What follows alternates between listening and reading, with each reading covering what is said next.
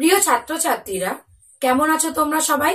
আশা করছি তোমরা সবাই অনেক ভালো আছো। ছোটদের পাঠশালায় তোমাদের সবাইকে স্বাগত। আজকের ক্লাসের আমাদের মূল আলোচনার বিষয় হলো স্বরবর্ণ।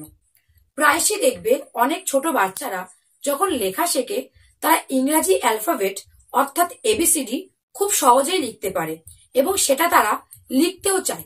কিন্তু মায়েরা খুব চিন্তিত থাকে, কারণ বাচ্চারা ইংরেজি অ্যালফাবেট লিখতে চাইলেও বাংলা অক্ষর কিন্তু তারা লিখতে চায় না, অর্থাৎ স্বরবর্ণ এবং ব্যঞ্জন বর্ণ তারা লিখতে চায় না। মায়েরা কিন্তু খুব চিন্তিত থাকে যে কিভাবে তার বাচ্চাকে ইংরাজি অ্যালফাবেটের পাশাপাশি বাংলা অক্ষর চেনাবে। আজকের ভিডিওতে আমরা সেটাই জানবো। হয়তো আজকের ভিডিওর মাধ্যমে অনেক মায়েদেরই এই চিন্তা দূর হয়ে যাবে। তাহলে এসো ভিডিওটি শুরু করি এবং ভিডিওর প্রথমেই জানি আমাদের মোট স্বরবর্ণ কয়টি। আমাদের মোট স্বরবর্ণ 12টি। সেগুলি কি কি দেখো। প্রথমে স্বরবর্ণগুলিকে দেখে নাও, তারপরে আমরা স্বরবর্ণগুলিকে খুব সহজে কিভাবে লেখা যায় সেটি জানবো। দেখো, প্রথম স্বরবর্ণ হলো অ। প্রথম স্বরবর্ণ হলো অ। অ, তারপরে আ, হর্ষই, দীর্ঘই, হর্ষু, দীর্ঘু, রি, লি, এ, ওই, ও, ও। বাংলা স্বরবর্ণে মোট 12টি বর্ণ রয়েছে, কিন্তু এর মধ্যে লি একটি বর্ণ যার ব্যবহার সেভাবে না থাকার কারণে লিকে কিন্তু স্বরবর্ণ থেকে বাদ দেওয়া হয়েছে। তবু আমরা লিকে লেখা শিখব। তাহলে আরো একবার করে স্বরবর্ণ কোনগুলি আমরা জেনে নিই। দেখো, অ, আ, হর্ষই, দীর্ঘই, হর্ষু, দীর্ঘু, রি, লি, এ, ওই, ও, ও। আর একটা কথা তোমাদের সবাইকে বলে রাখি, কোনো বাচ্চাই কিন্তু প্রথমে বা একভাবে লেখা শিখতে চায় না। প্রতিটা বাচ্চারই কিন্তু প্রথম চাহিদা থাকে খেলা। তাই আমরা যদি তাদেরকে খেলার সাহায্যে বা মজার সাথে তাদেরকে যদি লেখাগুলোকে শেখাই, তাহলে কিন্তু তারা খুব মজা এবং আনন্দের সাথে লেখাগুলোকে লিখবে। তাদেরকে যদি আমরা জোর করে লেখা শেখাই, তারা কিন্তু শিখতে চাইবে না। তাই যখনই কিন্তু তাদেরকে আমরা পড়াবো বা লেখা শেখাবো, সেটা কিন্তু সবসময় আমাদের বড়দের মাথায় রাখতে হবে, সেটা যেন হয় খেলা কেন্দ্রিক। আমরা তাদেরকে খেলার সাথে মজার সাথে লেখা শেখাবো। দেখো, প্রথম আমরা যে স্বরবর্ণটি লেখা শিখবো সেটি হলো অ। অকে আমরা কিভাবে লিখবো? দেখো, প্রথমে আমরা এরকম গোল করব, অর্থাৎ একটি রসগোল্লা আঁকবো। ঠিক রসগোল্লার পাশ দিয়ে এভাবে আমরা ওপরের দিকে দাগটিকে সম্পূর্ণ করব এবং তার মাথায় এতটা একটা দাগ টেনে দেবো। দেখো, অ এর মাথায় কিন্তু পুরো মাত্রা আছে, তাই কিন্তু এখানে আমরা পুরো মাত্রা লিখলাম। তারপরে কি হবে? ঠিক এখান থেকে আরেকটি দাগ এর উপরে উঠবে। তাহলে কি হলো? অ। অক্ষরটি কি হলো? অ। আরো একবার দেখো, আবার আমরা এখানে একটি গোল করব। ঠিক গোল থেকে এভাবে আমরা তুলে দেব, তার উপরে একটি মাত্রা দেব এবং তার পাশে একটা রকম ডানটি দেব। অর্থাৎ আমরা তাদেরকে মজা করে বলতে পারি যে অ কিন্তু লাঠি ছাড়া চলতেই পারে না, তাই না? তাই অ এর পাশে ঠিক এভাবে একটা লাঠি দিতে হবে এবং তার উপরে একটা ছাতা দিতে হবে। তাহলে কি তৈরি হবে? অ। এভাবে কিন্তু বারে বারে লেখালে বাচ্চারা কিন্তু অক্ষর লেখা তুমি শিখে যাবে। দেখো, অ এর পরে যে বর্ণটি আসে সেটি হলো আ।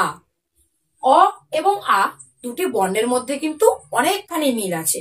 অ লেখা শিখে গেলে কিন্তু আ লেখাও খুব সহজ। একইভাবে লিখবো। ঠিক প্রথমে এরকম একটা গোল করব, তাহলে কি হলো? তার উপরে মাত্রা দেব, এভাবে তার পাশে ডানটি দেব বা একটা লাঠি দেব। এবার তার পাশে আরেকটি লাঠি দেব, তাহলে কি হবে? আ। তাহলে কি হবে? আ। আরো একবার লিখি। দেখো, একইভাবে কিন্তু এভাবে গোল করে ওপর দিয়ে তুলে দিয়ে তার পাশে ডানটি দিয়ে পাশ দিয়ে আরেকটি ডানটি দেবো। অর্থাৎ দেখো, অ এর কিন্তু একটি ডানটি ছিল, আয়ের দুটো ডানটি। আয়েরও কিন্তু পূর্ণ মাত্রা। লেখানোর সময় কিন্তু মাত্রা কোন বর্ণের কিরকম, অর্থাৎ কোন বর্ণের পূর্ণ মাত্রা, কোন বর্ণের অর্ধমাত্রা, কোন বর্ণের মাত্রা নেই, সেগুলো যদি আমরা একবারেই শেখাতে পারি, তাহলে কিন্তু বাচ্চারা যখন লেখা শেখার পরে একটু বড় হবে এবং তারা যখন শব্দ গঠন করা শিখবে, বাক্য গঠন করা শিখবে, তাহলে কিন্তু আর অসুবিধা হবে না। তাদের হাতের লেখাটাও কিন্তু সঠিক হবে, অর্থাৎ ভালো হবে। তাহলে অ এবং আ লেখা হলো। এবার দেখো, এবার আমরা লিখবো হর্ষই, অর্থাৎ বোঝা গেল হর্ষই। দেখো একইভাবে এভাবে আমরা গোল করব, ঠিক তারপরে এইভাবে দাগটা আমরা অর্ধেক আনবো। অয়ের কিন্তু পুরোটা ছিল, কিন্তু যখন আমরা হর্ষইকে লিখবো তখন কিন্তু এভাবে পুরোটা দেব না, হর্ষের সময় অর্ধেক দেবো, দিয়ে ঠিক এখান থেকে একটা দাগ টেনে দেবো। হলো, তার উপর দিয়ে আবার একটা ছাতা অর্থাৎ তার মাত্রাটিকে দেব, তার উপর দিয়ে এইভাবে উড়ুনি দেব। তাহলে কি হলো? হর্ষই। কি হলো? হর্ষই। আরো একবার দেখো, ঠিক এভাবে গোল করে ঠিক এভাবে দাগ দিয়ে তারপরে এভাবে মাত্রা দিয়ে উপরে উড়ুনি। তাহলে কি হলো? হর্ষই। হর্ষই। বোঝা গেল? দেখো হর্ষের পরে যে বর্ণটি আসে সেটি হলো দীর্ঘই। কি আসে? দীর্ঘই। দেখো হর্ষই এবং দীর্ঘই যেমন মুখে উচ্চারণের সময় যেমন অনেকটি মিল আছে, লেখারও কিন্তু অনেকটি মিল আছে। দেখো এটি কি ছিল? হর্ষই অর্থাৎ কম, আর দীর্ঘই অর্থাৎ বেশি। হর্ষই যখন বলবো মুখে একটু কম বলবো, দীর্ঘই যখন বলবো তখন একটু বেশি বলবো। দীর্ঘ অর্থাৎ বেশি। দেখো আমরা হর্ষই লেখা শিখলাম, এবার আমরা দীর্ঘই লেখা শিখবো। হর্ষই লেখা লিখতে পারলে কিন্তু দীর্ঘই লেখাটাও একদম সহজ হয়ে যাবে। দেখো একইভাবে এখানে গোল করব, ঠিক এরকম অর্ধেক আনবো, তারপরে এখান থেকে দাগ দেব, এখান থেকে আর একটা খুব সহজ করে তার লেজ ঝুলিয়ে দেবো। তাহলে কি হবে? দীর্ঘই। কি হবে? দীর্ঘই। দেখো তার উপরে এভাবে মাত্রা দিয়ে উপর দিয়ে উড়িয়ে দেব, তাহলে কি হবে? দীর্ঘই। এভাবে একটা দুটো তিনটে চারটে দীর্ঘই লিখতে লিখতে দীর্ঘই লেখা প্র্যাকটিস হয়ে যাবে। দেখো আরো একবার দেখিয়ে দিই। প্রথমে এরকম গোল করে এই দিয়ে তারপরে নিচে একটি লেজ, বোঝা গেল? তার উপরে ছাতা দিয়ে তার উপরে উড়ুনি। তাহলে কি হলো? দীর্ঘই। দেখো দীর্ঘের পরে যে বর্ণটি আসে সেটি হলো রস্যু। দীর্ঘের পরের বর্ণ রস্যু। দেখো রস্যু কিভাবে লেখা হয়? একদম সহজ। ঠিক একইভাবে ওপরে এরকম মাত্রা অর্থাৎ ছাতা বা ছাদ, ঠিক আছে? এবার দাগ টেনে এখান থেকে নিয়ে সম্পূর্ণ এরকম তুলে দেব, দিয়ে তার মাথায় উড়ুনি দেব। তাহলে কি হলো? রস্যু। কি হলো বর্ণটি? রস্যু। দেখো আর একবার দেখো, এরকম ভাবে দাগ দিয়ে, এমন ভাবে দাগ দিয়ে এখান থেকে ওপরে তুলে দেব, তার মাথায় উড়ুনি দেব। তাহলে কি হলো? রস্যু। দেখো রস্যু এবং দীর্ঘ অনেকটি কিন্তু একই রকম দেখতে। রস্যু লেখা শিখে গেলে দীর্ঘ লেখাও শিখে যাবে। দেখো একইভাবে এরকম দাগ দিয়ে এখান থেকে দাগ দিয়ে এভাবে তুলে দেওয়ার পরে এখান থেকে আমরা আরেকটি লেজ করে দেব। তাহলে কি হবে? দীর্ঘ। উপরে কিন্তু উড়নিও দিতে হবে, আর দীর্ঘর কিন্তু পূর্ণ মাত্রা। তাহলে বর্ণটি কি হলো? দীর্ঘ। দেখো তারপরে আবার দেখো, আবার এভাবে দাগ দিয়ে এরকম প্রথমে একটা লম্বা দাগ দিয়ে ঠিক এই শেষের এখান থেকে আমরা এইভাবে তুলে দেবো এবং এখান থেকে একটি লেজ করে দেব। তাহলে কি হলো বর্ণটি? দীর্ঘ। তাই তো? দেখো দীর্ঘর পরে রি। রি লেখাটা একটু কঠিন, কিন্তু বারে বারে প্র্যাকটিস করলে শিখে যাবে।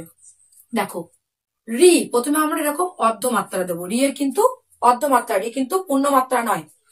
ঠিক এখান থেকে আমরা এমন দাগ দিয়ে এরকম এরকম, বোঝা গেল? তারপরে এখান থেকে একটা লাঠি, এখান থেকে একটা সুর করে দেব। তাহলে কি হবে? রি। বোঝা গেল? রি। আরো একবার দেখো, এখান থেকে অর্ধমাত্রা, এরকম একটা দাগ, আবার এরকম দিয়ে এই দাগটাকে এখানে মিলিয়ে দেব, দিয়ে তার একটা লাঠি দেব। হলো? দিয়ে এরকম একটা সুর তুলে দেব। তাহলে কি হলো? রি। বোঝা গেল? রির পরে দেখো লি, কিন্তু লি এর ব্যবহার কিন্তু সেভাবে নেই। তবু লি লেখাটা দেখে নাও। লি লেখাও কিন্তু সহজ। এরকম ভাবে একটা গোল্লা করে এরকম ভাবে টেনে ডিগবাজি খেয়ে যাবে। তাহলে কি হবে? লি। রির পরে যে বর্ণটি আসে সেটি হলো লি। আর একবার দেখো, ঠিক এরকম করে নিয়ে এরকম লি। বোঝা গেল? লি এর পরে যে বর্ণটি আসে সেটি হলো এ। দেখো এ লেখাও কিন্তু খুব সহজ। প্রথমে আমরা এমন করে একটা গোল করব, তার পাশ দিয়ে এরকম ভাবে দাগ টেনে তুলে দেবো। তাহলে কি হলো? এ। দেখো আরো একবার দেখো, এভাবে গোল করে এরকম ভাবে দাগ টেনে এখান থেকে তুলে দেব। তাহলে কি হলো? এ। দেখো এর পরে যে বর্ণটি আসে সেটি হলো ওই। এ লিখতে পারলে ওই লেখাও একদম সহজ। স্বরবর্ণগুলিতে দেখো একটি বর্ণের সঙ্গে আরেকটি বর্ণের কিন্তু অনেকটা মিল রয়েছে, তাই স্বরবর্ণ লেখা কিন্তু খুবই সহজ। একটু বাড়িতে ভালোভাবে প্র্যাকটিস করলে একবার দুবার, তাহলে কিন্তু লেখাগুলো খুব ভালোভাবেই শিখে যাবে। দেখো এরপরে আমরা লিখবো ওই। দেখো ঠিক একইভাবে এরকম করে গোল করে এভাবে একইভাবে এ লিখে পাশ দিয়ে এরকম একটা সুর করে দেব। তাহলে কি হলো? ওই। আরো একবার দেখো, এরকম গোল করে দাগ টেনে এভাবে তুলে দেব। তাহলে কি হলো? ওই। ও এর পরে যে বর্ণটি আসে সেটি হলো ও। দেখো একইভাবে এরকম গোল করব, ঠিক লিখবো, মানে অ দেখো আমরা এখান থেকে পুরো ওপর পর্যন্ত তুলে দিয়েছিলাম, ও এর ঠিক এরকম অর্ধেক আনবো। ঠিক এখান থেকে আবার এরকম শুরু করে ঠিক অ যেমন তুলে দিয়েছিলাম এরকম তুলে দেবো। কিন্তু দেখো ও এর মাথায় কিন্তু মাত্রা নেই, অর্থাৎ ও মাত্রাহীন বর্ণ। ও, এ, ওই, লি এগুলো প্রত্যেকটি কিন্তু মাত্রাহীন বর্ণ। দেখো এদের মাথার উপরে কিন্তু কোনো ছাদ দেওয়া নেই। বোঝা গেল? ও। আর একবার দেখো, ঠিক এভাবে গোল করে এরকম অর্ধেক এতটা টেনে তারপরে এখান থেকে অ এর মতো পুরোটা তুলে দেব। তাহলে কি হলো? ও। দেখো ও এর পরে যে বর্ণটি আসে সেটি হলো ও। দেখো ঠিক একইভাবে এরকম করে ও লিখে তার পাশ থেকে একটা সুর তুলে দিতে হবে, তাহলেই হয়ে যাবে ও। বোঝা গেল? আর একবার দেখো, ঠিক একইভাবে এরকম গোল করে ও লিখে তার পাশ থেকে সুর তুলে দিতে হবে, ও। কি লেখা একদম সহজ না? দেখো আমরা কিন্তু যখনই অ লেখা শিখলাম, অ এর পাশে কিন্তু আর একটা দাগ বেশি দিয়ে আ লেখা হয়ে গেল। অ এবং আ দুটোরই কত মিল? হর্ষই দীর্ঘই, দুটোরই কিন্তু অনেক মিল। হর্ষু দীর্ঘ, দেখো হর্ষু লেখা শিখলে দীর্ঘ লেখা যাবে, একদম খুব সহজ। রি, লি, এ, ওই। এ এবং ওই দেখো অনেকটা একই রকম দেখতে, কিন্তু একটু পার্থক্য আছে। দেখো এর এখানে কোনো সুর দেওয়া নেই, ও এর একটি সুর দেওয়া আছে, তাহলে এটা কি হলো? ওই। একইভাবে দেখো ও, ও এরও কিন্তু পাশে কোনো সুর দেওয়া নেই, ও এর আবার পাশে সুর দেওয়া আছে। ও এর মতনই দেখতে, শুধু ও এর কিন্তু পাশে একটি সুর দেওয়া আছে। বোঝা গেল? তাহলে কিন্তু স্বরবর্ণ লেখা একদম সহজ। কি বুঝতে পারলে? আর ভয় পাবে স্বরবর্ণ লিখতে? একদম নয়। তাহলে আজকে কিন্তু আমরা স্বরবর্ণ কিভাবে খুব সহজ করে লেখা যায়, মজা করে লেখা যায় সেটি জানলাম। তোমরা কিন্তু বাড়িতে খুব ভালোভাবে প্র্যাকটিস করবে এবং বারে বারে কিন্তু খাতাতে লিখবে, তাহলে কিন্তু বাংলা পড়তে তোমাদের প্রথম যেটি দরকার সেটি হলো অক্ষর জ্ঞান, অর্থাৎ অক্ষরকে লিখতে জানতে হবে। তাহলে কিন্তু আমরা বাংলাকে পড়তে পারবো, বুঝতে পারবো, তাই না? তাহলে আজকের ভিডিওটি তোমাদের কেমন লাগলো সেটা কিন্তু অবশ্যই আমাকে কমেন্ট এবং লাইক করে জানিও, এবং তার পাশাপাশি তোমার বন্ধুদেরকে কিন্তু ভিডিওটি শেয়ার করতে ভুলো না। আর এখনো যদি তোমরা চ্যানেলটি সাবস্ক্রাইব না করে থাকো, এরকম কিন্তু আরো অনেক ভিডিও পেতে চ্যানেলটি সাবস্ক্রাইব করে রাখো। তাহলে আজকের ভিডিওটি এখানেই শেষ করছি। দেখা হচ্ছে অন্য কোনো ভিডিওতে নতুন কিছু বিষয় নিয়ে।